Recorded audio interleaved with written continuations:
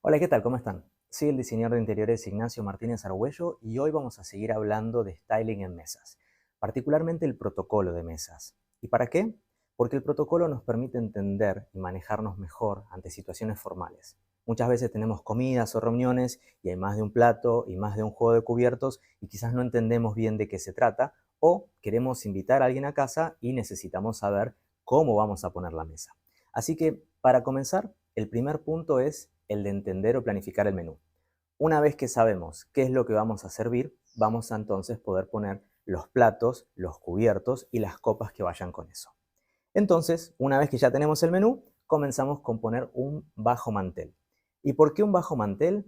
Porque nos va a permitir proteger la superficie de la mesa. Nosotros a veces ponemos el mantel directamente, pero si se derrama un líquido o si hay algo que está muy caliente, puede llegar a malograr la superficie. Entonces, un bajo mantel, que puede ser un mantel que ya no usemos, o inclusive un mat o algo de hule, entre nosotros es un secreto, puede funcionar perfectamente porque va a proteger la superficie, va a hacer que el líquido no sobrepase y además también va a actuar como una capa aislante de ruidos. Entonces, si colocamos un plato fuerte o quizás un cubierto que se cae, se golpea, ahí vamos a minimizar los ruidos. Ahora sí, una vez que tenemos el bajo mantel, podemos poner el mantel y en las mesas formales es blanco por protocolo. Pero si es una mesa casual, no importa y podemos usar cualquier color, textura o lo que ustedes quieran. Lo que sí hay que tener en cuenta es el tamaño del mantel, porque si el mantel es muy largo y llega al piso, va a ser incómodo para el comensal. Yo sé que muchas veces uno ve esas mesas hermosas que tienen el mantel hasta el piso, se ve súper dramático y escenográfico, pero la realidad es que si la caída del mantel va más de donde uno se sienta, esa distancia entre el borde de la mesa y el asiento, entonces el comensal cuando entre o salga de la mesa se puede llegar a enganchar y eso puede provocar un accidente que no lo queremos. Una vez que tenemos el mantel, entonces sí, ya podemos colocar el posaplatos. Y el posaplato obviamente va a estar alineado a la silla, que podemos tomar de referencia, y vamos a saber dónde van a estar los comensales. Cuando ya sabemos dónde está la silla y cómo va a ser el diagrama de la mesa, pasamos al posaplato. Y ahora, el posaplato es un tema interesante porque hay muchas formas que no todas sirven para la forma de la mesa. ¿Y a qué me refiero? Si nosotros tenemos una mesa redonda, es mejor poner un posaplato que tenga curvas o que sea redondo, como por ejemplo este. Cosa que cuando estamos en un borde o en una esquina, no tenemos un posaplatos rectangular cuyas esquinas sobren y quede medio feo. Ahora, ¿qué pasa con los posaplatos redondos? Que si son chiquitos, los cubiertos van a caerse. Entonces tenemos que elegir algo que no sea ni muy grande ni muy chico, lo suficientemente grande para que pueda apoyar el plato y quede un borde que queda bien, y lo suficientemente pequeño como para no poner un tenedor y el segundo tenedor queda afuera y cuchillos y todo, porque ahí queda como desprolijo, como que no se pensó.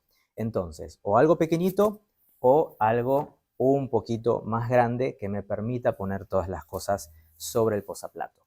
Ahora, también tenemos este tipo de formatos de posaplatos, que es como más orgánico y es una forma quizás no tan definida, pero nos sirve para mesas que no necesariamente son redondas, pero sí son ovaladas, por ejemplo, porque acá podemos apoyar el plato, los cubiertos y el vaso. Pero si se fijan, tiene una forma redondeada en las puntas que hace que sea como mucho más sutil y acompañe la forma de la mesa. Ahora, si tenemos una mesa rectangular o cuadrada, el típico posaplatos rectangular puede servir tranquilamente. Pero no es obligatorio. El posaplato es una capa más que le agregamos a la mesa, así que si no quieren ponerlo, no hay ningún problema. Una vez que tenemos el posaplato, tenemos que pasar al plato, y el plato de fondo, que es el último que vamos a utilizar. Pero cuando ponemos la mesa, lo ponemos primero. Y ahí para el plato les voy a enseñar un truco que es el de la regla de la pulgada, en donde tomamos la yema del dedo y lo ubicamos en el borde de la mesa. Donde termina nuestro dedo es donde debería comenzar el plato. ¿Y por qué es la regla de la pulgada? Porque una pulgada tiene 2 centímetros 54, más o menos, y un dedo más o menos tiene también ese tamaño. Entonces lo usamos de referencia y nos va a servir para poder tener entonces todos los platos ubicados más o menos a la misma distancia. Una vez que tenemos eso, ubicamos el plato de fondo y procedemos a ubicar los otros platos que necesitamos de acuerdo al menú que ya teníamos planeado. Tenemos un plato de fondo para la comida principal, que por lo general es una proteína con un acompañamiento. Por lo tanto, y por protocolo formal, los platos tienen que ser blancos y además se luce mucho más la comida. Y después arriba iría el plato de la entrada o un plato de ensalada o un bowl, si quieren, un plato de sopa, un plato hondo. Eso va a ir de acuerdo al menú. Y además necesitamos acompañar los cubiertos que van a ir con eso. Entonces, más cerca del plato principal va a ir los cubiertos que vamos a usar para el plato principal. Y hacia afuera vamos a usar los de los otros platos que van a ir arriba. Entonces, si yo voy a servir una ensalada, por ejemplo, tengo más cerca del plato principal los cubiertos del plato principal y después los de la ensalada son los que van a estar hacia afuera. Los cubiertos de ensalada son generalmente un poquito más largos en el tenedor. También existen los cubiertos de pescado que también son como más larguitos en el tenedor y el cuchillo tiene otra forma donde no tiene tanto filo. Después, bueno, plato hondo que va con sopa necesita una cuchara. La cuchara se pone del lado de los cuchillos hacia la derecha. Así que bueno, todas esas consideraciones son las que tenemos que tener presentes de acuerdo al menú. Y si tenemos postre, vamos a poner la cuchara si fuera un helado, si fuera un soufflé o si fuera un crème brûlée o algo así que no tenga tanto cuerpo. Ahí vamos a colocar la cuchara. Y si usamos un tenedor, va a ser para algo que tenga más cuerpo, como una torta, una tarta, etc. Pero es muy importante eso porque muchas veces se sirve para una torta, por ejemplo, se pone una cuchara y la verdad es que es muy difícil comer con eso. Entonces, tener presente eso de acuerdo al menú. Y ahora pasamos a las servilletas. Y las servilletas solamente se ponen hacia la izquierda, del lado del tenedor. Yo sé que muchas veces se coloca arriba del plato, pero eso se permite cuando no hay mucho espacio en la mesa, cuando la mesa es pequeña o cuando hay muchos comensales, entonces ahí sí se puede colocar sobre el plato. Entre platos ya es una complicación, quizás se puede dejar cuando estamos en el exterior y no queremos que se vuele la servilleta, pero de todas maneras el lugar correcto de la servilleta es hacia la izquierda, al lado de los tenedores. Y para que tengan presente el tema de los servilleteros, en las mesas formales o según el protocolo, menos es más, porque todo lo que agreguemos, si no tiene que ver con la comida, no sirve y es como una especie de obstáculo para tener en la mesa. Entonces, los servilleteros se ven muy bonitos, yo los uso para producciones de fotos, para mesas quizás que son un poco más casuales o más temáticas, pero la realidad es que cuando uno se sienta y saca la servilleta del servilletero y se lo coloca en las piernas, el servilletero queda flotando en la mesa y es un elemento distrayente y que tampoco tiene mucho uso. Así que el servilletero, si lo podemos evitar, es mucho mejor.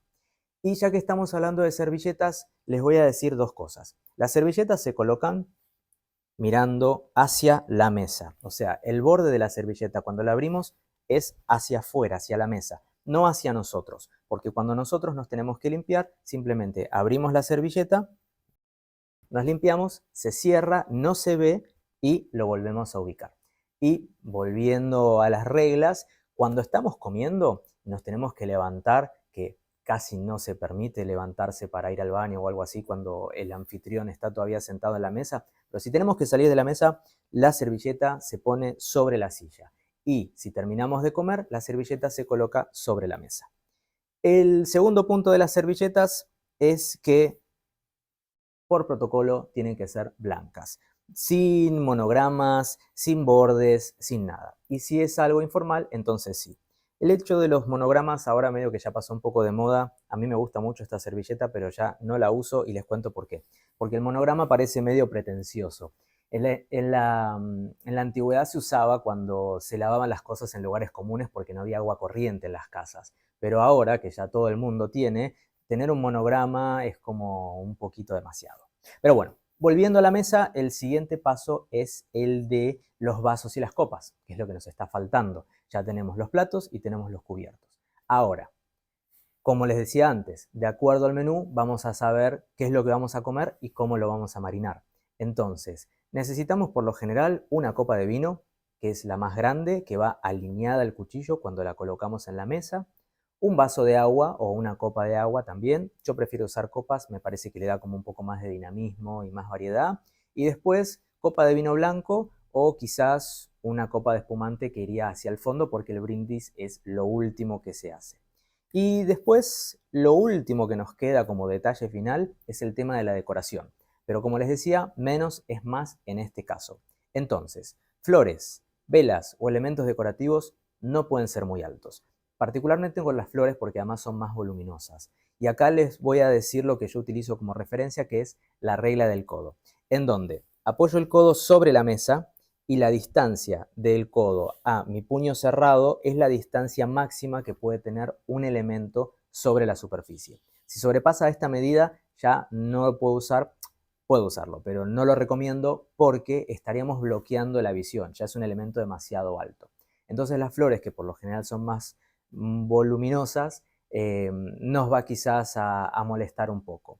Tema de velas, podemos utilizar, no hay ningún problema, pero tratemos de usarlas individualmente, o sea, candeleros y no candelabros. El candelero es el de una vela, el candelabro es el de más de una.